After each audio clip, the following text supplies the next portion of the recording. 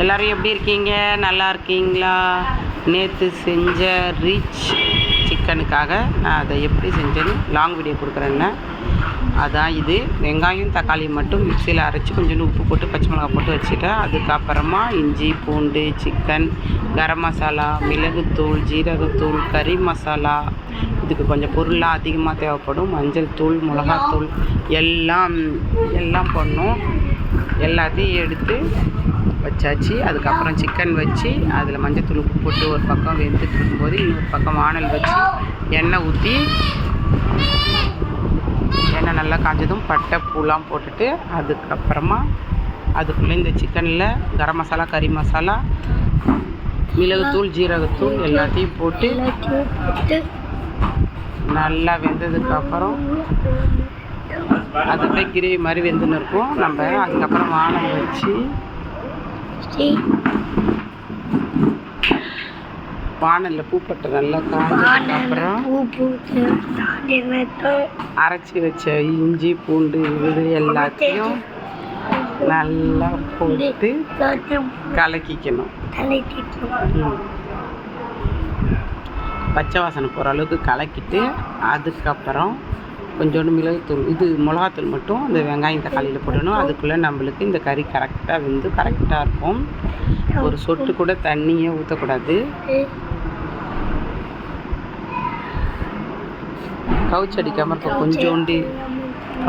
இருக்கிறதுக்கு கொஞ்சோண்டு இஞ்சி பூண்டு போட்டு நல்லா வதக்கிட்டோம். அதுக்கப்புறம் இது நல்லா பச்சை வாசனை கொஞ்சம் போகிற டைமில் கொஞ்சமாக மிளகாத்தூள் மஞ்சள் தூள் கொத்தமல்லி இலை புதினா எல்லாத்தையும் போட்டு நல்லா ஒரு சூப்பரான ஒரு கிரேவி ரெடி ஆகிடும். ரொம்ப சூப்பராக, உண்மையிலே ரொம்ப டேஸ்ட்டாக, சப்பாத்திக்கு செம்ம டேஸ்ட்டாக இருந்துச்சுங்க. இது கண்டிப்பாக நீங்களும் ட்ரை பண்ணி பாருங்கள். நம்ம அப்படியே ஒன்றா இதை போடக்கூடாது. அந்த வெந்த சிக்கனை எடுத்து அதுக்கப்புறம் இந்த கிரேவியை ஃபுல்லாக மேலே ஊற்றி சாப்பிட்ற மாதிரி வைக்கணும்.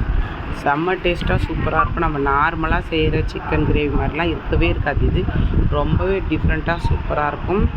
நாங்கள் கொஞ்சம் கெஸ்ட்டுலாம் அதிகமாக இருந்ததுனால இப்படி போட்டு கொஞ்சமாக வச்சு சாப்பிட்றதுக்கு நான் அப்படியே எடுத்து அதை ஊற்றி அப்படியே சைடில் ஃபுல்லாக அந்த மசாலா வச்சுட்டு அப்படியே எடுத்து எல்லாம் சாப்பிட்டோம்.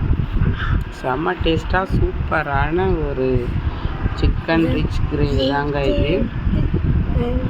இதே மாதிரி கண்டிப்பாக நீங்களும் ஒரு நாள் செஞ்சு பாருங்கள். கொஞ்சம் வேலை அதிகமாக இருக்கும், கொஞ்சம் பொருள்லாம் அதிகமாக இருக்கும்.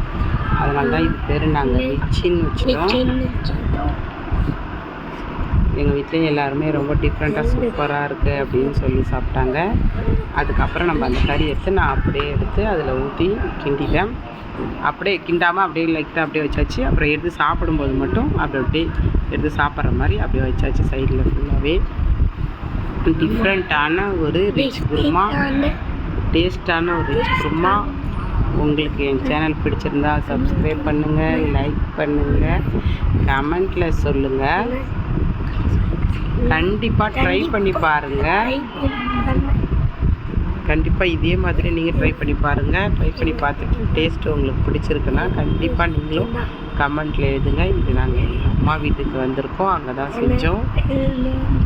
நைட்டு டின்னருக்காக செஞ்ச ஒரு டிஷ்ஷு. நான் வாய்ஸ் கொடுத்துட்டே இருக்க சொல்லிவிட்டு என் தம்பி பையனும் என் கூடயே வாய்ஸ் கொடுக்குறாரு. ஓகே, டாட்டா, பாய்.